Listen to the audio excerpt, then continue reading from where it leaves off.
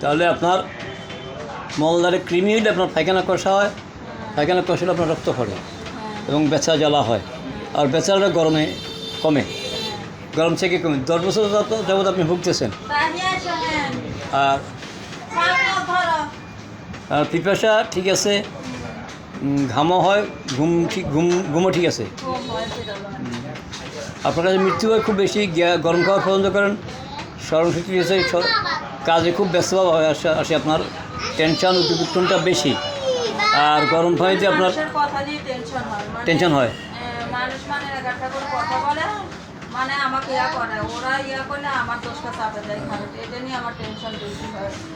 আমি হাজারত যাই না, কিন্তু তারপরে আমার ঘরে চাপে যায়। শরীরে গরম বেশি, সর্দি যেমনটা হয়, সর্দি যেমনটা হয়, কাশি মাঝে হয়, মাঝে মাঝে একটু কাশি হয়, কিন্তু সর্দি নাই। পায়খানা প্রতিদিন হার্ড থাকে, ঠিক আছে না? মাছ পছন্দ করেন, ঝাল পছন্দ করেন, ঘুম ঠিক আছে, পিপাসা ঠিক আছে। আপনার কাছে বজ্রপাতের বা সাপের পর জিন ভিতর সবচেয়ে বেশি, ঠিক আছে, জিন ভিতর সবচেয়ে বেশি। এটা বেশি ইয়া করে। আর মনে হয় ঘুমের মধ্যে আপনাকে কেউ সিপি ধরে, গলা সিপি ধরে কেউ দেখতেছে, এরকম মনে হয় আপনার স্বপ্নের মধ্যে। আমি মানে কথা বলার জন্য হাত পায়ে কিন্তু নাড়াতে পারি না, পারেন না? না। তারপরে ফিরে আবার মনে করো পুরুষরা এসেন্সিলে ঝড়ঝা করি, কিন্তু তারপরে আমি কথা বলতে পারি।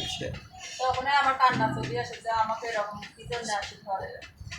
আচ্ছা, তাহলে আপনাদের ব্যস্ততা এবং ক্রন্দনশীলতা বেশি, সহজে কান্নাড়ি করেন, ব্যস্ততা বেশি। আচ্ছা, এই সময় সিনজারের একটা হুমকি দেখান আপনি।